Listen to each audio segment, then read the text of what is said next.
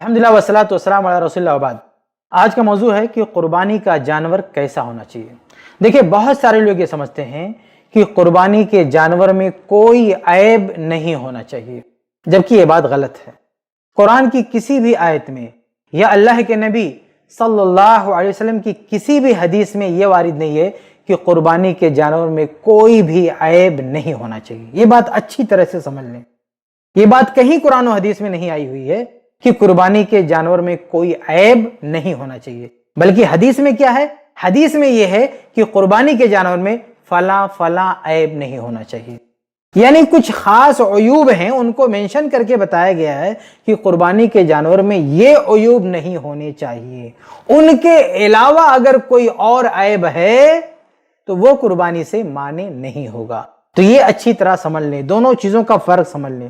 صحابی رسول برا بن عازب رضی اللہ عنہ اس حدیث کے راوی ہیں، فرماتے ہیں کہ اللہ کے نبی صلی اللہ علیہ وسلم نے فرمایا اربعن۔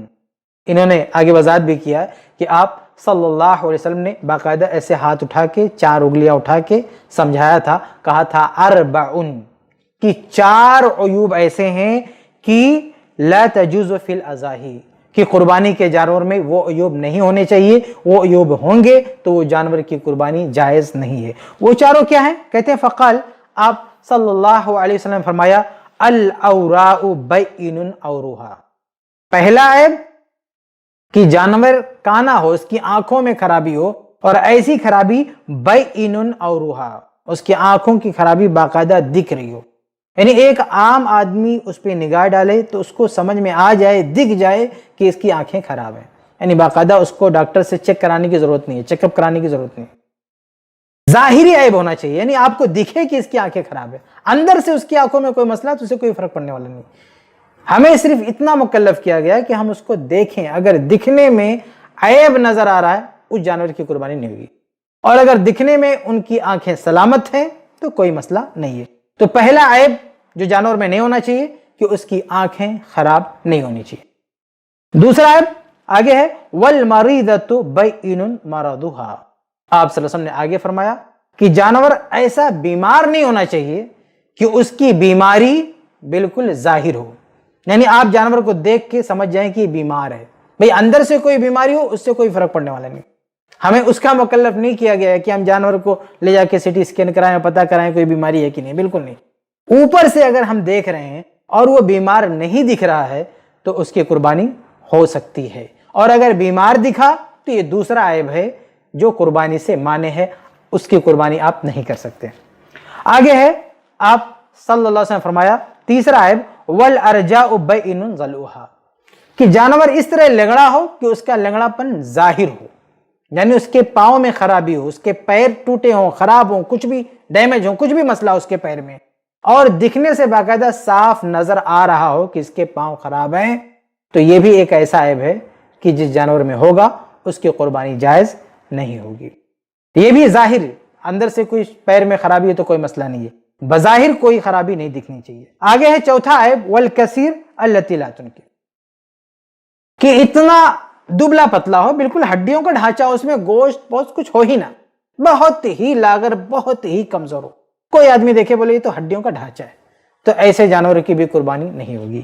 یہ صرف 4 عیوب ایسے ہیں کہ وہ اگر جانور میں پائے گئے تو اس جانور کی قربانی نہیں ہو سکتی ہے۔ ان 4 عیوب کے علاوہ کوئی اور عیب ہے جانور میں، اس سے کوئی فرق نہیں پڑتا ہے۔ ایک بات اور واضح کر دوں کہ ایک روایت علی رضی اللہ عنہ سے مروی ہے، اس میں یہ ہے کہ آپ صلی اللہ علیہ وسلم نے ہم کو حکم دیا ہے کہ ہم جانور کی آنکھ چیک کر لیں اور اس کے کان چیک کر لیں، کان بھی چیک کر لیں۔ تو اس میں آنکھ تو وہی ہے جو ان 4 میں سے ایک آ گیا، اس میں ایک اضافہ ہے کان کا۔ تو یاد رہے کہ یہ روایت مختلف فی ہے، یعنی اس روایت کو سارے علماء صحیح نہیں سمجھتے، یہ روایت ضعیف ہے، اور جو صحیح سمجھتے بھی ہیں وہ کہتے ہیں کہ یہ ایک استحبابی حکم ہے، یہ لازمی حکم نہیں ہے۔ بہرحال یہ روایت صحیح نہیں ہے، اس لیے صحیح بات یہ ہے کہ جو 4 عیوب ہیں جو حدیث میں گنائے گئے انہی پر آپ کو نظر رکھنی، انہی کا دھیان دینا ہے۔ اس کے علاوہ کوئی اور عیب ہو، اس کی سینگ ٹوٹی ہے، یہ مسئلہ ہے، یہ مسئلہ ہے، ان سب چیزوں سے جانور پہ کوئی فرق نہیں پڑتا ہے، اس کی قربانی آپ کر سکتے ہیں۔ ایک اور چیز واضح رہے وہ یہ کہ صحیح مسلم کی حدیث ہے، حدیث نمبر 1963، اس میں اللہ کے نبی صلی اللہ علیہ وسلم نے کہا کہ لا تذبحوا الا مسنہ، کہ صرف اسی جانور کی قربانی کرنا جو دانتا ہو۔ تو یہ بھی ایک ضروری ہے جانور میں کہ دانتا ہونا چاہیے، لیکن اگر جانور دانتا نہیں ہے تو وہ عیب نہیں ہے۔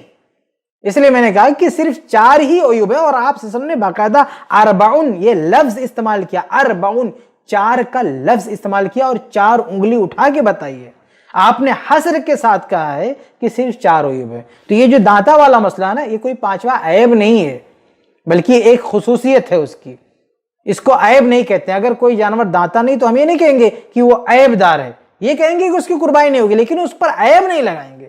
جیسے ایک چھوٹا بچہ جب پیدا ہوتا ہے، اس کے دانت نہیں ہوتے اور کچھ مدت گزرنے کے بعد اس کے دانت آتے ہیں، تو ہم یہ تھوڑی کہتے ہیں کہ یہ بچہ عیب دار پیدا ہوا ہے، اس کے اندر دانت ہی نہیں۔ ارے ابھی اس کے دانت کا وقت ہی نہیں آیا ہے، وہ عیب نہیں ہے، وہ فطری چیز ہے، نیچرل ہے وہ۔ تو ایسے جانور اگر دانتا نہیں ہے تو ایک نیچرل بات ہے، فطری بات ہے، اس کا وقت ابھی نہیں آئے، لیکن اس کو ہم عیب نہیں کہیں گے۔ ہاں یہ بات ہے کہ آپ صلی اللہ علیہ وسلم نے یہ پابندی لگائی ہے جانور میں کہ وہ دانتا ہونا چاہیے۔ تو آپ کو 4 عیوب دیکھنا ہے، وہ عیوب نہیں ہونا چاہیے، اور اس کے ساتھ یہ دیکھنا ہے کہ جانور دانتا ہونا چاہیے۔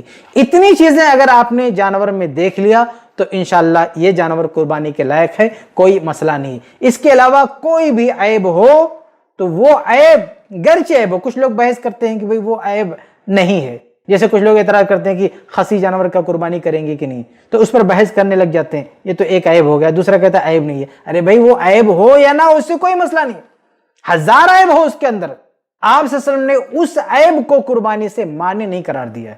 صرف 4 عیوب بتائے ہیں جو قربانی سے مانے، اس کے علاوہ چاہے جتنے عیوب ہوں کوئی یہ نہیں کہہ سکتا ہے کہ اس کی قربانی نہیں کر سکتے۔ ہاں یہ بات ہے کہ اگر کوئی آدمی یہ سمجھتا ہے کہ ہمارا جانور بالکل صحیح سالم ہو، کسی طرح کا عیب نہ ہو، صاف ستھرا ہو، تو اچھی بات ہے، لیکن وہ سب پر اسے مسلط نہیں کر سکتا، اپنے اس ذوق کو، اپنی اس پسند کو سب پہ مسلط نہیں کر سکتا ہے کہ بھئی ہر ایک کو ایسے ہی جانور لینا، نہیں۔